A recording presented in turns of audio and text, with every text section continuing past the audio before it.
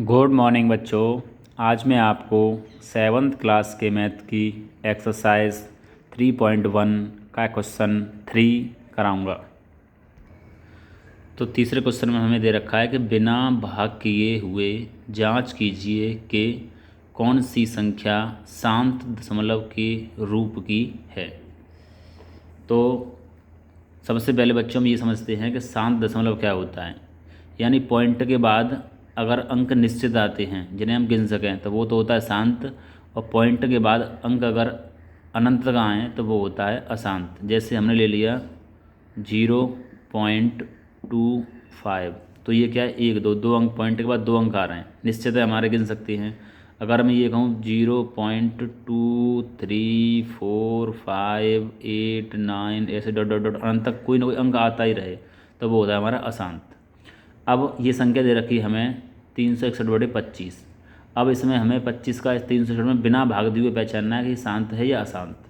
तो इसके लिए बच्चों क्या करते हैं हम कि जो हर दे रखा होता है उसके हम अभाज्य गुणनखंड करते हैं, और अभाज्य गुणनखंड करने पर अगर हमारा 2 आ जाए या 5 आ जाए या 2 और 5 दोनों आ जाएं तो हमारा तो दशमलव निरूपण होता है वो शांत होता है। और इन तीनों के अलावा कोई और संख्या आ जाए, यानी या तो अकेला 2 हो तो शांत होगा, या 5 दे रखा हो तो शांत होगा, या 2 और 5 दोनों दे रखा हो तो भी ये जो दशमलव है वो कैसा होगा, शांत हो जाएगा।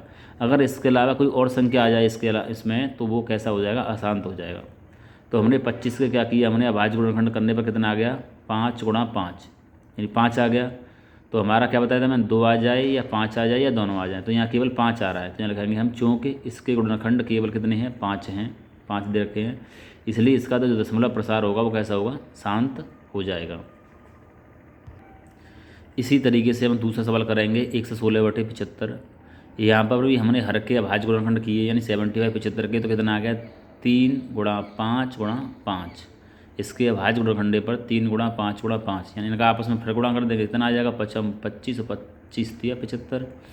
अब क्या है, इसमें 5 के अलावा 3 भी आ रहा है, यानी क्या बताया, 2 आ जाए या 5 आ जाए या दोनों, 2 और 5 दोनों आने चाहिए, लेकिन यहाँ पे 2 और 5 के अलावा 3 भी आ रहा है। तो हम लिखेंगे यहाँ पे, चूँकि इसके गुणनखंड 5 के अतिरिक्त कितना है, 3 भी है, इसलिए इसका जो दशमलव प्रसार होगा वो कैसा होगा, अशांत होगा, शांत नहीं होगा, अशांत होगा। तो इस तरीके से बच्चों हम बाकी के सभी सवालों को भी हम सॉल्व कर लेंगे। तो मैंने ये सवाल करके रखे हुए हैं जो आपको केवल समझने हैं, तो ये कर दिया है मैंने तीसरा सवाल जो आपको अपने आप समझना है। और बच्चों ये दे रखा है आपको चौथा सवाल, ये भी आपको समझना है अपने आप। और ये दे रखा है पाँचवा सवाल, और ये दे रखा है हमें छठवां सवाल जो पहले दूसरे सवाल की तरह ही किए हैं। और बच्चों ये दे रखा है हमें सातवां सवाल जो हमारा करने का तरीका वही है।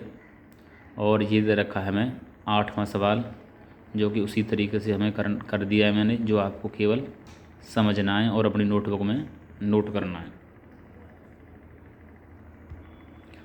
तो बच्चों ये सवाल कंप्लीट हुआ, इस सवाल को अपनी नोटबुक में नोट कर लें और इसका रिवीजन करें। ओके बच्चों, धन्यवाद।